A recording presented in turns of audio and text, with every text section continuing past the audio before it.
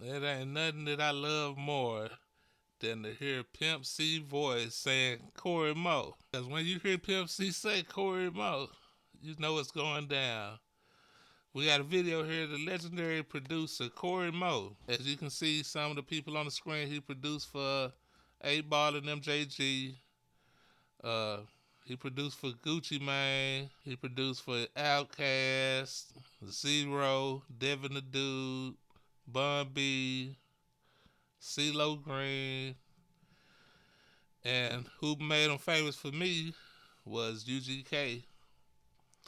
So we got a short documentary here. I'll leave the link in the description if y'all want to check it out. But I had to do this, man, for the South one time, for all my Texas niggas one time. Cory Mo interview.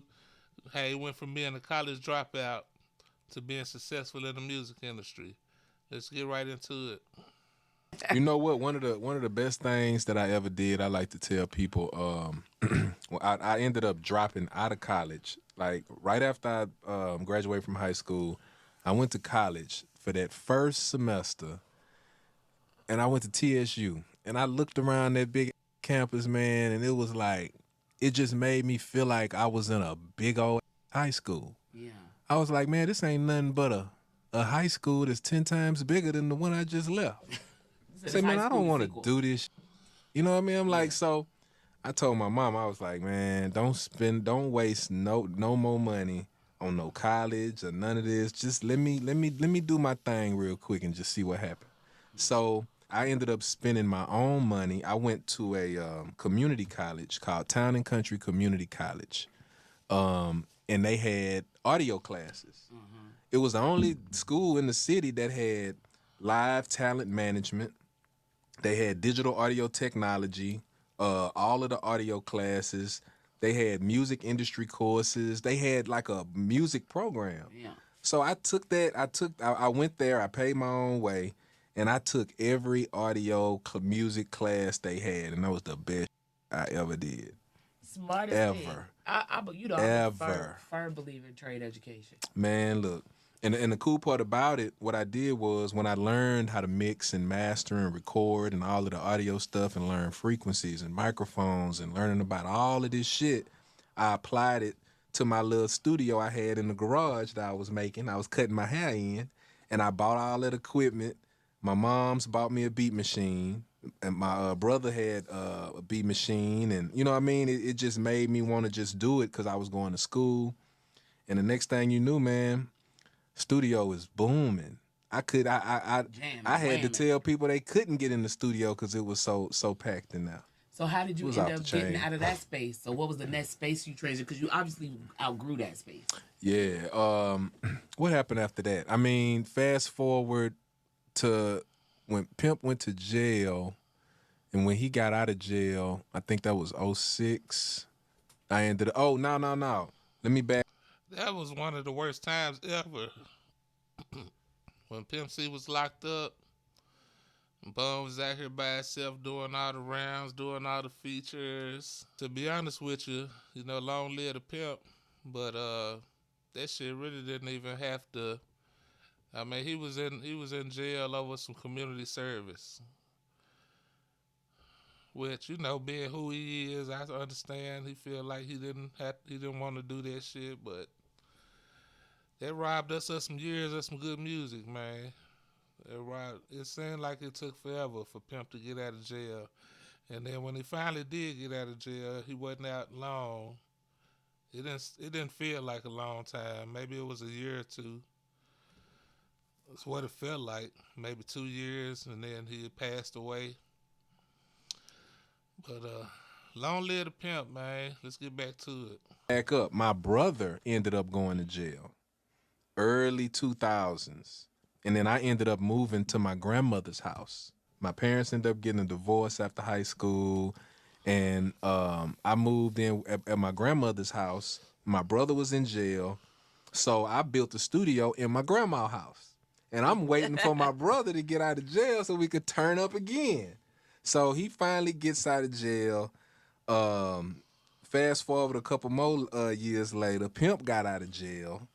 And boy, when Pimp was out of jail, we turned up, man. It was just a whole nother ball game after that. It was just nonstop everywhere. What was It that was like? popping. Like being mentored by Pimp C. Like Man, that is a crazy thing to say out loud. I know, right? He was definitely, he did not bite his tongue. He straight up tell me if that was trash, it was trash, and I had to come on with it.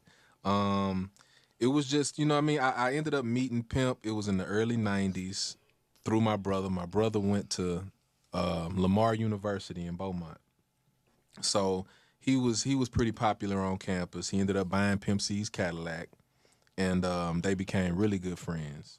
So fast forward a few years later, Pimp started to notice that I was starting to get a little big in the city, rapping and producing, and I did a lot of stuff. Hold up, Cory Mo rap. Cory Mo rap. I never, I never heard Cory Mo even speak on a song. But if he a rapper, I'm gonna have to go find that. I'm gonna have to go find some Cory Mo songs. If somebody knows something, leave me a comment. Let me know what I need to look up. Big in the city, rapping and producing, and I did a lot of stuff with Big Mike. 1997, Big Mike took me on tour of the Ghetto Boys. I'm just a player. That's what I am. Man, y'all don't know about Big Mike. Something serious. I didn't even know Cory Mo had something to do with that, to be honest with you. So he been in the game longer than I thought. Shout out to him though. Stuff with Big Mike. 1997, Big Mike took me on tour of the Ghetto Boys.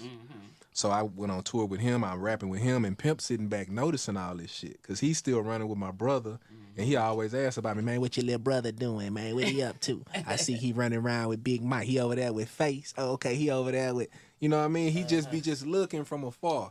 And then, finally when I got to work with him, it was just crazy. I produced on his first solo album. I produced on it, rapped on it. But you know what? The crazy You know what? He did rap on Pimp C song.